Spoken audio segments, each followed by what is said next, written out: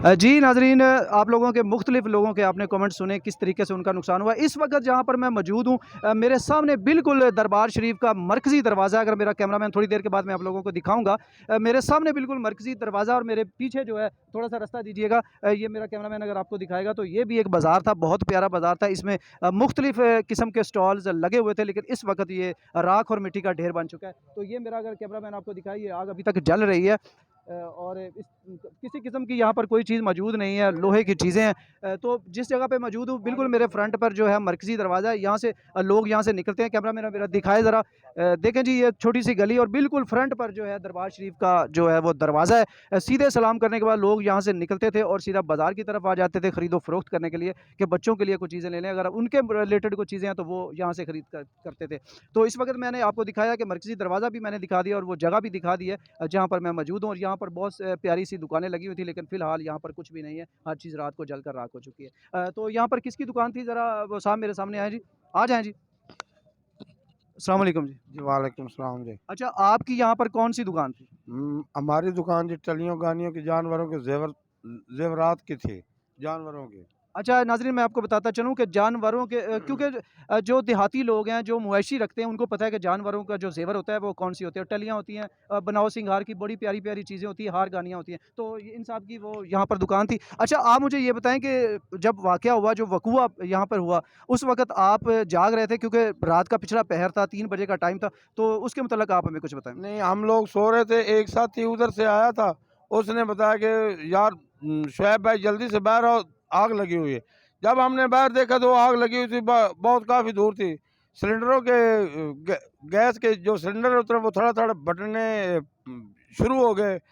उसकी वजह से वो आग जल्दी-जल्दी फैलती-फैलती 1-2 मिनट काफ़ी लगे हैं। 2 मिनट बहुत ज़्यादा की बात है।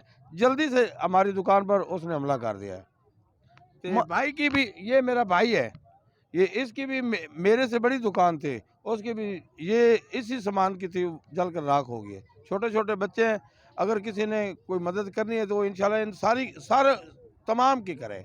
अच्छा नाज़रीन, मैं आपको ये बताता चलूँ कि मेरे पास वो फ़ुटेज भी मौजूद हैं, जब मैं पहले आया था, आग लगने से पहले यहाँ पर मैं आया था और मैंने कवरेज की थी। वहाँ पर बिल्कुल बड़े खूबसूरत तरीके से ये पूरे स्टॉल लगे हुए थे। उसकी फ़ुटेज भी मेरे पास रिकॉर्डिंग मौजूद है, वो भी मैं आप लोगों को दिखाऊँगा। एक तरफ मैं आपको ये हालात दिखाऊँगा, दूसरी तरफ मैं आपको वो फ़ुटेज दिखाऊँगा कि ये लोग कैसे सच कह रहे हैं। बिल्कुल बड़ी प्यारी थी। अच्छा, आपका ये तकरीबन कितना नुकसान हुआ है जी? ये मैं बाद में दिखाता हूँ। तकरीबन कोई 8-10 लाख के करीब होगा दोनों भाइयों का। 10 लाख से ऊपर है, कम नहीं है। अच्छा, ये जो आप हाथ में लेके चल रहे हैं, ये क्या है? ये पैसे पैसे जल कर राख हो। ये पैसे हैं जी, अगर मेरा कैमरामैन आपको दिखाए तो। ये देख ले देखें जी। पैसे हैं। स पेटियों में स पेटियों में पैसे मौजूद थे। पैसे ये देखो ना, मोर भी। ये पैसे हैं जी, शापर में जले हुए पैसे हैं। ये जले कैसे हैं? ये भी हम इनसे इन्हीं की ज़बानी पूछते हैं। जी, कैसे पैसे जले? भाई सिर्फ जान बची, पैसे इधर लुका कर रखे रखे हुए थे तमाम लोगों ने। ये नहीं भी हमारे थे, तमाम के तमाम लोगों के सड़ गए। जो अच्छा। किसी की जो जेब में कोई 1500 या 2 था, वो ही बचा है, और कोई चीज नहीं बची। ये जूती भी जल गई है, नई नई जूती ली है। जले।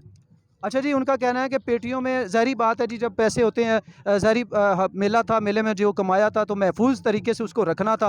इन्होंने महफूज करके उनको पैसों को रखा हुआ था, लेकिन अचानक जब आग ने हमला किया और मौका ही नहीं दिया उनको उठाने का, तो वो भी साथ जल गए। बहुत बड़ा अफसोसनाक वाक़या है। मेरे साथ एक और साहब मौजूद हैं जी, वो कुछ कहना चाहते हैं, उनसे भी पूछते हैं। जी सर, आप क्या कहना चाहते हैं? सर, ਤੁਹਾਡੇ ਸਾਹਮਣੇ ਟੋਟਲ ਜਿਤਨੇ ਵੀ ਪੈਸੇ ਸੀ, ਪੈਸੇ ਹਰ ਬਲਾਂ जल के राख होगी।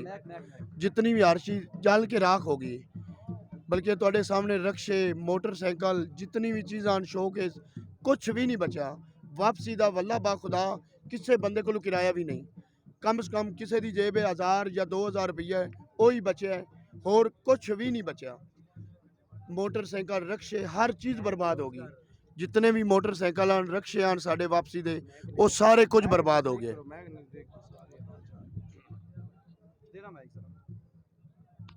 अच्छा जी, मतलब उनका कहना है ये वो लोग हैं जो यहाँ पर मौजूद हैं और उसके साथ ये वो लोग हैं जो 10-10 रुपए की खातिर बहस करते हैं। आपने भी देखा होगा, मैंने भी देखा, जब किसी कोई चीज़ लेने जाते हैं तो वहाँ पर अगर फ़र्ज़ करेंगे ये हमसे 150 माँग रहे हैं तो हम कहते हैं नहीं यार 130 ले लें, 140 ले लें, 100 ले लें। तो वो चीज़ नहीं देते, लेकिन रख लेते हैं, लेकिन चीज़ आपको नहीं देते सिर्फ़ 10 रुपए की खातिर। अब इसके पीछे भी एक बहुत बड़ा राज़ है, 10 रुपए की खातिर वो आपको चीज़ क्यों नहीं देते? वो इसलिए नहीं देते कि वो 10 रुपए ही उनके बच्चों की रोज़ी होती है, उनको वो 10 रुपए बचने होते हैं। अगर वो ही आपको छोड़ देंगे तो फिर अपने बच्चों को क्या खिलाएँगे? ये वो लोग हैं जो 10 रुपए की खातिर बहस करते हैं और उनके सामने रात के पीछे पैर जब सोए हुए थे तो हर चीज़ जाल कर खाक हो गई, खिलौने जल गए, मतलब कुल मिला के हर चीज़ खाक हो चुकी है। इस वक़्त सिर्फ़ राख और मिट्टी का ढेर मौजूद है। तो बहुत अफ़सोस है जी, बड़ा अफ़सोसनाक वाक़या हुआ है। अपने बच्चों के लिए हमने ईद का सामान भी नहीं खरीदा। वही भी ये हमारा इंतजार कर रहे हैं कि हमारे वालिद आएंगे और हमें ईद की कुछ चीजें अच्छी से अच्छी लेकर देंगे। बच्चों का कपड़े भी नहीं खरीदे, अपनी जुतियां भी नहीं खरीदी, खाने पीने का कोई सामान मौजूद नहीं है। नाज़रीन, ठीक है, मैं कंपेयरिंग कर रहा हूँ, लेकिन हालात कुछ इस किस्म के यहाँ पर इमोशनल हो चुके हैं। जज़्बाती सीन है, ये जज़्बाती नहीं है, ये हकीकत में ये आंसू नहीं बहा रहे, इनका दिल आंसू बहा रहा है। जब एक आप ही ज़रा सोचें, ज़रा गौर करें कि अगर आपकी पॉकेट में से कोई 100 रुपया निकाल लेता है जिसका पता ही नहीं चलता आपको, तो कितनी तकलीफ़ होती है। मेरा ख़्याल है कि 24 घंटे इंसान सोच में रहता है कि यार वो कहाँ चला गया। तो जिनका लाखों रुपए का सामान उनके सामने, उनकी आंखों के सामने जल जाए और उनके पीछे परदेश में, कहाँ से आए हैं आप? मैं जी उकाड़ा से। उकाड़ा से आए हैं। उकाड़ा में जब उनकी फैमिली है जो इनका इंतज़ार कर रही है कि हमारे पापा, हमारे बाबा, हमारे बाप जो कुछ कमाने के लिए गए हुए हैं, तो ज़ाहिर-सी बात है आगे ईद आने वाली है। ईद पे जब आएँगे तो हम अपने बच्चों की छोटी-छोटी डिमांड्स होती हैं, छोटे-छोटे शौक होते हैं। जैसे हम अपने बच्चों की डिमांड पूरी करते हैं, मैंने खिलौना लेना है, मैंने जहाज़ लेना है, तो इनके बच्चों की भी डिमांड थी, शौक थे, पापा आएँगे तो हमें वो चीज़ लेके देंगे। तो बाप क्या मालूम कि यहाँ हर चीज़ खाक हो जाएगी।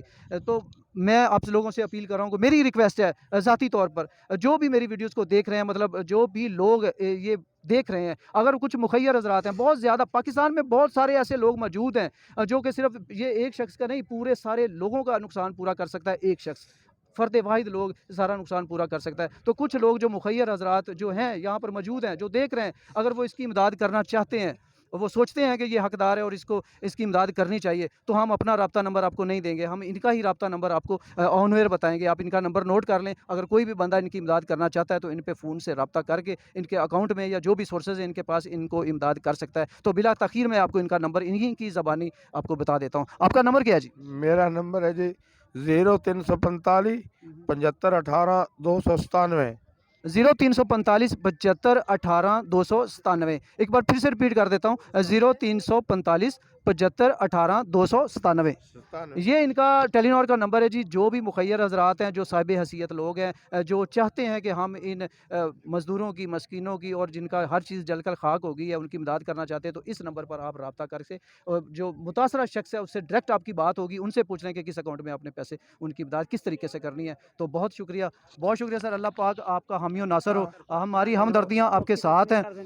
तो यहाँ पर मैं खड़ा हूँ जी, तो लोग जो देखें कितना दर्द दिल रखने वाले लोग हैं। ये सिर्फ एक शख्स की बात नहीं है, बहुत सारे लोग ऐसे हैं, उन्होंने इमदाद करनी शुरू भी कर दी है। तो जैसे ही आपकी देखें इस वीडियोज़ को, तो अगर इमदाद करना चाहते हैं तो ज़रूर कीजिएगा। Thanks for all. तो मैं आगे भी बहुत सारे मुतासर लोग हैं, तो मैं उनके पास आपको लेके चलता हूँ, उनके हालात दिखाता हूँ कि क्या-क्या हुआ है। तो मेरे साथ रहिएगा जी।